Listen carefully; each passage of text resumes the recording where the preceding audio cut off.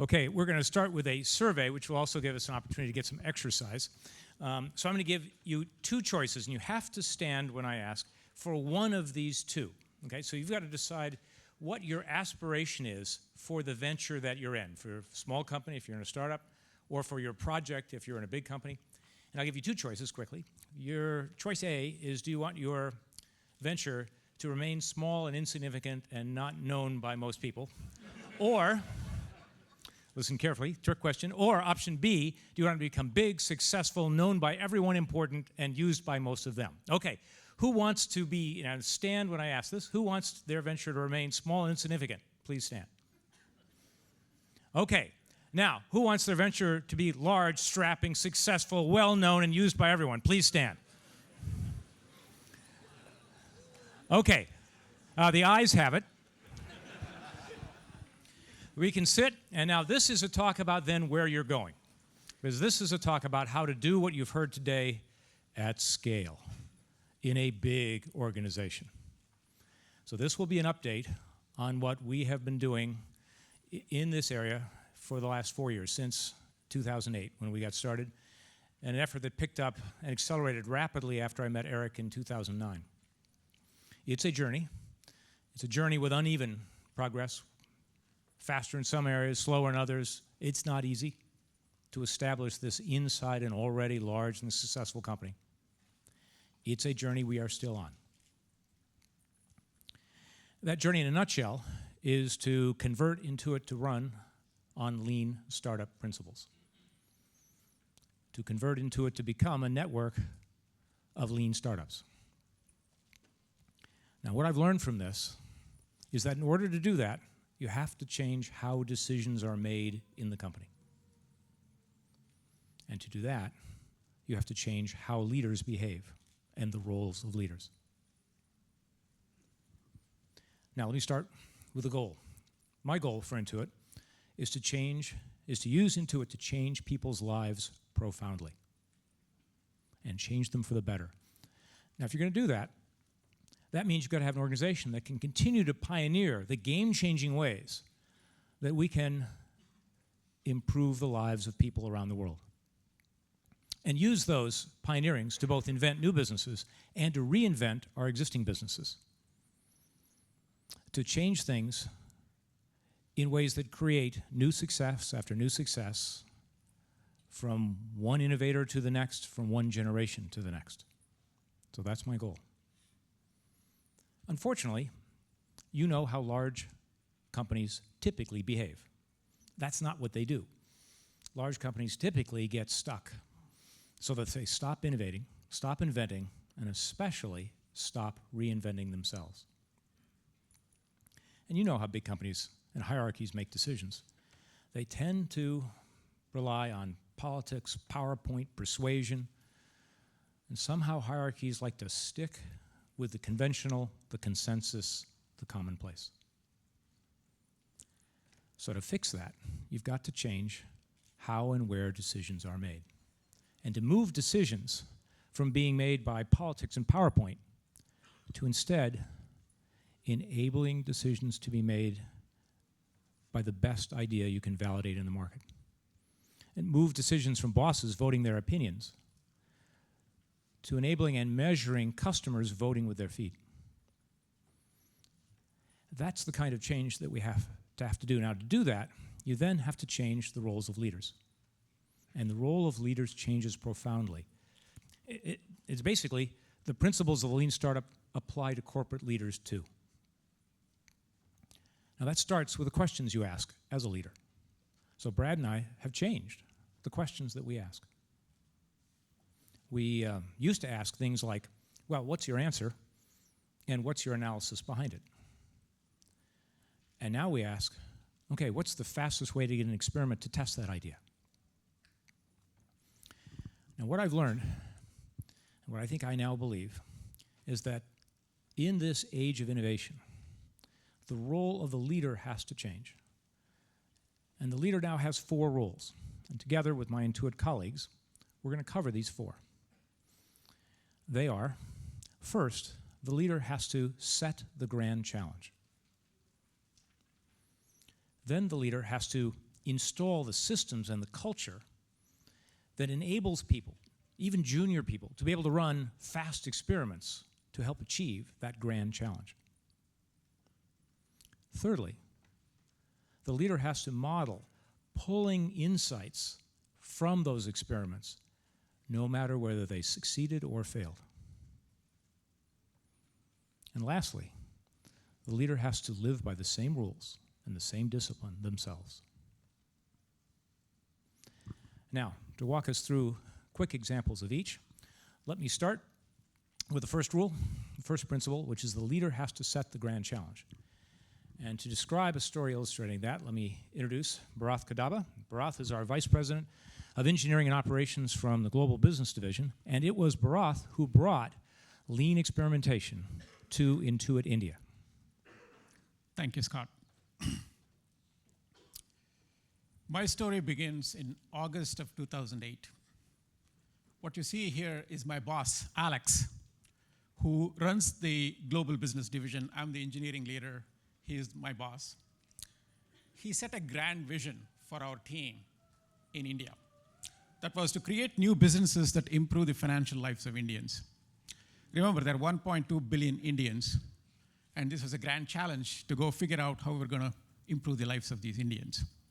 So I went to a meeting with Brad and Scott, with Alex, and said, we need to fund this.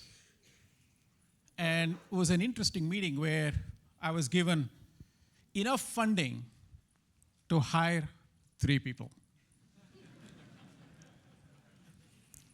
I thought it was insane. How can we impact the lives of 1.2 billion people with 3 people? Where was Eric Ries, by the way, in 2008 August? I needed that book. Undaunted, we quickly put 3 people in place in India and gave them the challenge of figuring this out. So we narrowed the problem a little bit, and we chose to focus on the Indian farmers. These are agri-farmers who typically own less than 5 acres of land, who live at the edge of poverty. And we thought we should go and improve the financial lives of these farmers, and there are 150 million of them. So we kind of narrowed the problem from 1.2 billion people to 150 million. We empowered the team. So I was, traveling back and forth in India, but I could not make any of those decisions. The team that was put in place was empowered to make the decisions. What they did was they went and spent 3 weeks living with the farmers in Chikbalapur near Bangalore, India. And after 3 weeks, they actually chose a narrow problem to solve, which was, who should I sell the produce in order to realize the best price? The farmers, when they harvest a crop, they have typically 2 or 3 markets that they can go to sell. And the price of their produce varies every day. So it is very hard to figure out which market to take to because supply and demand changes every day, so that you need to figure out what to do. And the solution that we thought of was personalized market price information and a connection to the buyer via daily text messages. The good news in India is while these farmers are really not that developed, they all have cell phones. As you know, the number of cell phones in India is getting close to 1 billion right now. So the thought was send them these text messages, give them that information, and the leap of faith hypothesis was, will they actually use it? Will they get any benefit? Was the leap of faith. The team adopted very rapid experimentation methodology, and within few days, by the way, this was late September, we figured out what to do. Early October, we had, within few days, solution in the hands of our customers. And of course, we leveraged the cloud, right? When you park the cloud, actually, it was the 3 engineers who were hand texting those messages to those farmers. And that's Deepa Bachu, one of the engineers, and there are 2 others with ties on, but remember, those, we don't wear ties. So the story at that point was we had enough positive reaction from the farmers that by January, we actually built a small system to put in place in the hands of the customers. We scaled within 2 weeks to about 1,500 farmers in that small village of Chikbalapur. And then we knew we had something. With that, over the last 4 years, this team has run lean experiments, 20 plus major experiments to make all the decisions. They survived a large number of death threats from senior executives that said, hey, this may be off strategy, or your experiment that you just conducted looks like it's failing, maybe we should shut it down. But it was hard to shut them down. Why? Because they were spending so little money.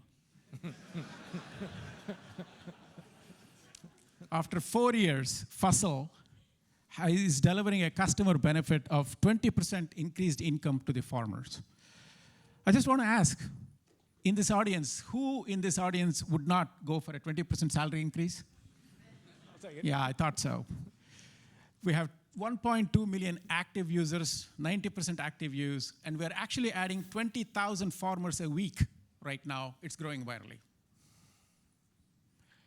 So the principles of setting that grand vision, keeping the teams very small, running rapid experiments, and don't be afraid, and you'll survive. Thank you. Scott.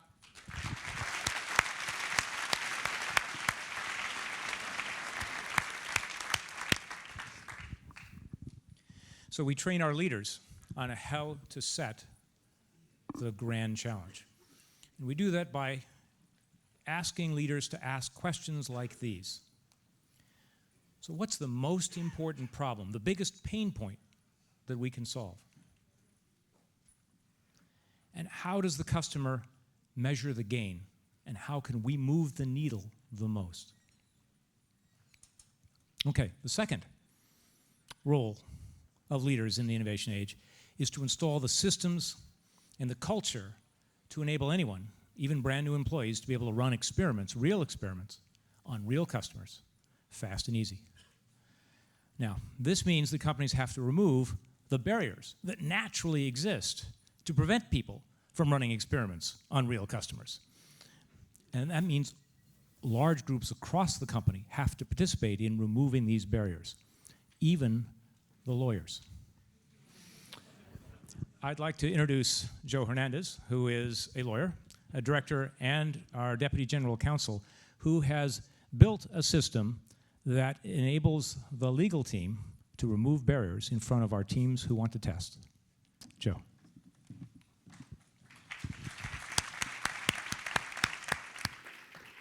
Thanks, Scott. So I know you're all sitting there wondering, now, how in the world am I going to learn anything from a lawyer around a lean startup? But let me tell you, believe it or not, actually a legal function can even apply those principles. And we've actually started on that journey, as Scott mentioned, around how we apply those internally at Intuit. And what we've kind of come across is we think there's 3 principles or 3 keys that kind of help teams and can help business teams install a culture of experimentation within the company. The first one is mindset. And mindset is important to start with, and I think you've even heard some speakers today talk about that, because you need to have the right mindset to be able to move forward. It's kind of how we have that common frame of reference for how we solve problems and how we interact. And at Intuit, we knew there was this groundswell of experimentation that was happening within the company, and we know we needed to get ahead of that. We knew we needed to bring our A game. But the thing that was getting in the way was we had a bit of a risk mindset. And most folks are probably used to, when you engage with your legal teams, kind of hearing no. But what we did is we actually shifted our mindset to how do we get to yes? Right? How do we enable and how do we actually empower teams to be able to go answer the grand challenge that Bharath's team did? And so once we actually were able to do that, then we were able to kind of step back and really reimagine and rethink, well, how could we empower teams? How could we create tools to enable teams to go off and do rapid experimentation? And in fact, now we realize it's so important. It's one of the things that we look for in people when we want to hire them into the department. So mindset is first to kind of start to create that culture. But it's not enough, right? So you need to put in place tools that really democratize action. So things that are going to put the power into the hands of people who are going to run these experiments, who you want to run these experiments. And it was very easy for a legal group to kind of say, okay, well, we can go do that. Here's a bunch of do's and don'ts on how to go do that. We realized that wasn't going to work. And so we kind of stepped back and said, well, how could we reframe guidelines that gives teams the ability to go and do experiments without even talking to legal at all?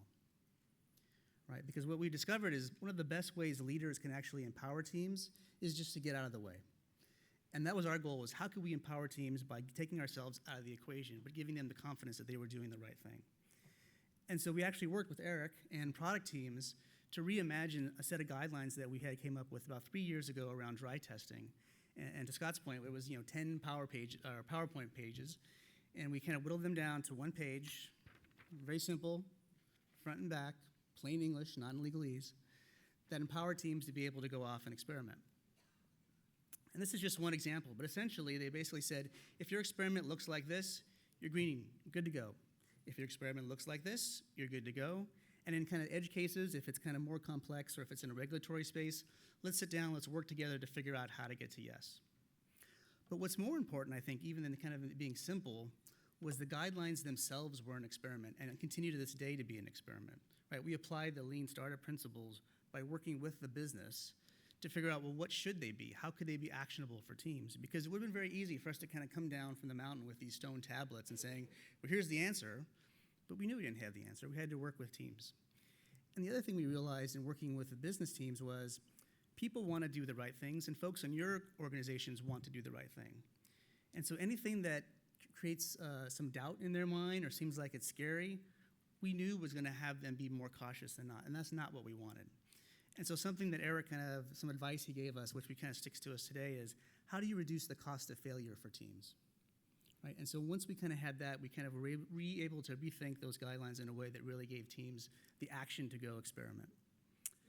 But then the third thing is, even that's not enough. You need to figure out a way so this can become sustainable. And so once you have the tools or the systems in place, you need to be able to incorporate experimentation in how you do your work. It can't be something off that you're doing on the side. And we're actually seeing product teams who kind of their first reaction was, well, it's just something I do on the side. Well, no, it's how you do your job. And even within legal, that's something that we've started to do. We're just dipping our toe in the water.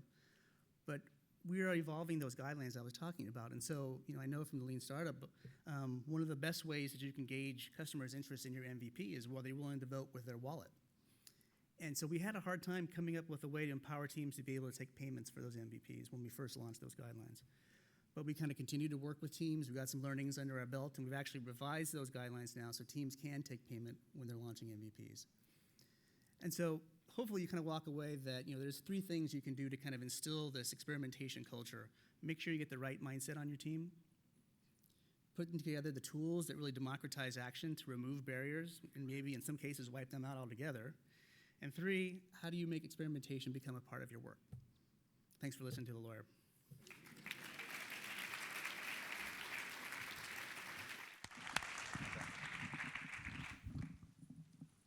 So we coach our leaders to ask questions like these to achieve what Joe has described. What speed bumps stand in the way of our newer employees and make it any bit harder to run real experiments? How can we further slash the time and cost that it takes to run an experiment? Okay, the third, role of the leader in a system of rapid experimentation is to role model and live how one pulls insights from the results of experiments, whether they're successes or failures. And to help illustrate this, let me introduce Carol Howe, who is our Senior Product Manager on TurboTax Mobile Solutions. And it is Carol and her team. I mean, if you have one of the blue books, just like in Mao days with his red book, could you raise your blue book, Eric's book, up in the air? If you're holding one? So in the blue book, in chapter 2, is a story, and it's the story of Carol's team. Wow, thanks, Scott. So let me just start the story. So about 3 years ago, we introduced a brand new product, TurboTax SnapTax. And the product, the product was the first start-to-finish tax prep app. So basically what customers were able to do is snap a picture of their tax documents, answer a few questions, and file all from the phone. And the product was really well received in the marketplace. In fact, in the first 3 weeks after we launched it, we had over 300,000 customers download the app. But more importantly is the way customers reacted to the app. They love it. They absolutely love it. And they consistently give us 5-star ratings. I mean, as a product manager, these are the sort of reviews you dream of, right? Who would have ever thought that taxes would be, or a tax prep app would be one of someone's favorite apps on their phone? But what's really interesting here is this is not where we started. This is not what we had intended to build. Our initial concept was actually a doc capture app. So the idea was we'd take the phone, have people take pictures of all their tax documents, and send those off to our TurboTax Online product, our flagship product. And their customers would sign in, complete their return, and file. Great. And so when we did initial testing, basically concept testing on paper, it looked good. You know, people were interested in it. But it wasn't until we created a working prototype that we uncovered opportunities. And so what I mean by that is, when we put this device, when we put the app in their hands, customers were amazed. They were amazed that they could take a picture of a really complex form, and we could lift that data off of that form and put it into their tax return. Now keep in mind, this was way before Photo OCR was out there in the marketplace. So this was quite magical for most customers. But what really surprised us was a number of customers asked us, well, gosh, why can't I just finish on the phone? Why do I have to go up to the web? And that made us step back and pause. As we interviewed these customers, what we discovered was they were relying more and more on the phone. They were using it as a mini computer. So the idea of having to go back home, go upstairs, boot up their PC, and finish their return, well, gosh, that was just a hassle. And so we were at a pivot point. And what we decided at that point is, quite honestly, to pursue this idea of creating start-to-finish taxes on the phone. And you'd ask us, you know, okay, why'd you decide on that? Because it's just a few customers that were really interested. But what we did is we stepped back and we looked at the data we were getting, the feedback we were getting from these customers. Customers that thought the concept of a start-to-finish tax prep app was cool, they actually thought it was a killer app. It's something that sort of meshed with their everyday life. In contrast, the customers that seemed to be excited about the document capture app, they kind of used one-word phrases for it. Basically, the app was neat, it was nice, and it was, you know, a time saver. And our attitude was, gosh, you know, if you're not willing to be excited about what we're going to build, why should we build it for you? So that's why we focused on the start-to-finish app. And I'll be honest, quite honestly, in the back of our mind, we were wondering, okay, we've committed to this app, we've committed to create it, but are customers really going to use it? I mean, that could be really costly. So what we decided to do is launch the app, but treat our launch as basically a market test. Rather than going nationwide and creating an app that anyone could use, we decided to just focus on California. We launched it strictly in California. And then secondly, rather than creating an app that, quite honestly, anyone in California can use, we decided to focus on the most simplest tax consumer there, someone that just works. They don't own a home, they don't have kids, and they don't have investments. So what were the market results? Well, we did discover that people in general did want to file their taxes on the phone because most people, or a number of folks did. But here's the kicker. We heard from all those other customers in other states and customers that had more complex returns. They complained to us and told us that they too wanted to file their return on the phone. And that's when we knew we were onto something special. So today, the app's expanded. Not only do we cover more consumer types, but also the app's available in over 50 states. Thanks.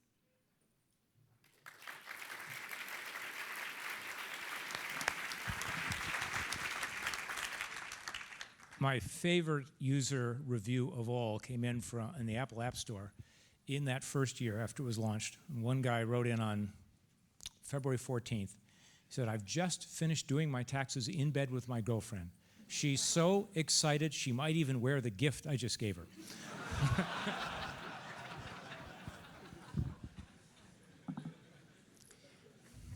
Experiments don't always turn out like you expect. They often don't.